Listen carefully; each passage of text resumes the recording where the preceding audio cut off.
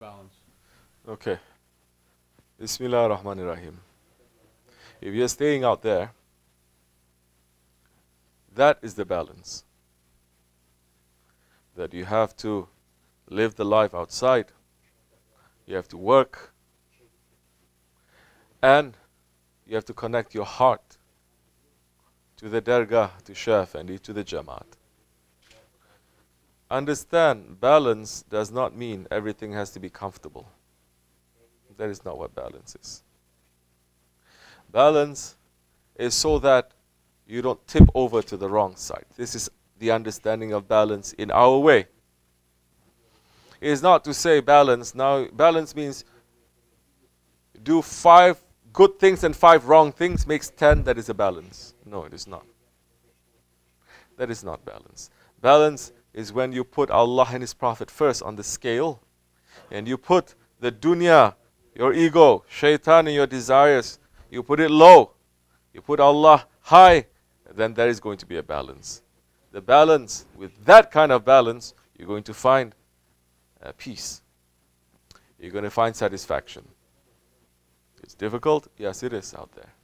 It is difficult there. It becomes more difficult if you put your heart into the dunya and you put the heart into the akhirat. That is not balance. Man, Shaykh Abdulkerim said, cannot work for CIA in the morning and KGB in the evening. You cannot be serving Allah night time and serving shaitan daytime. You cannot. If you are out there in the world, you can answer by yourself whether you are serving the dunya or not. If you are working, if you are earning money to pay your bills, to live in this life, your intention is not to collect the pleasures and the treasures of this life. Your intention is to fulfill the responsibility as a father, as a husband, as a son. And because of your responsibilities out there, it's not giving you too much time to worship. It's okay for now.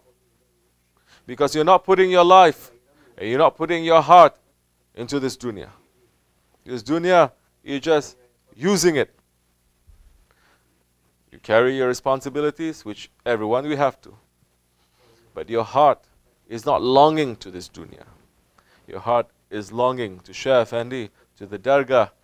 Then that's the time. Be happy.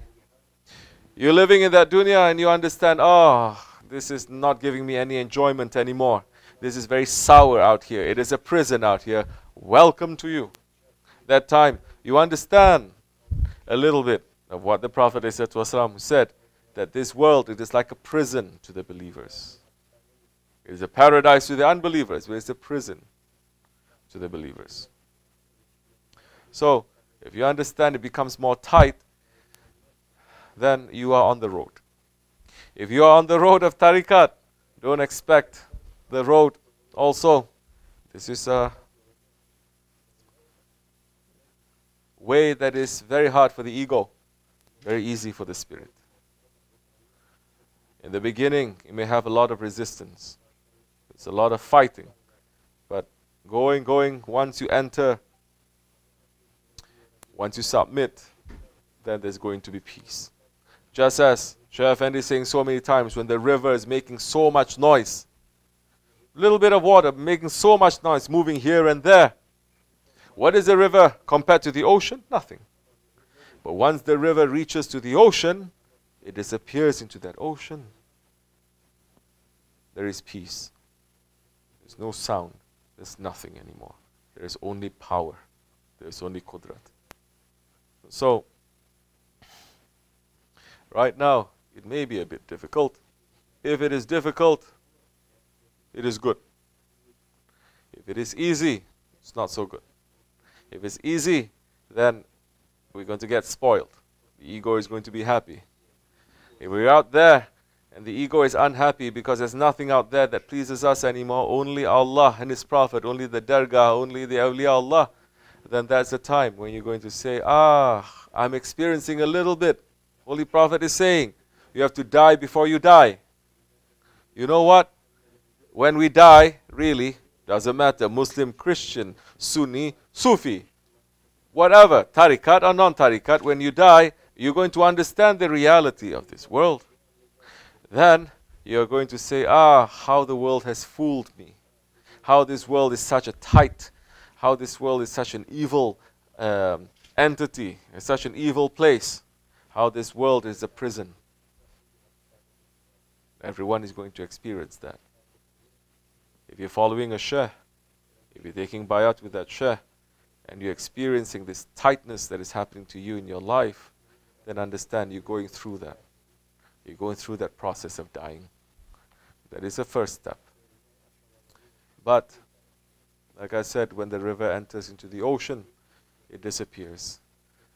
The less resistance you put, once you put more submission to your guide, to your shaykh, then more peace is going to enter into your heart. And then that time, the struggle is not going to bother you so much. We are weak ones, yes. We are not claiming we are anything. We know that. But now, we are not going to be bothered with so many things that used to bother us. We're not going to be miserable with so many things that used to make us miserable.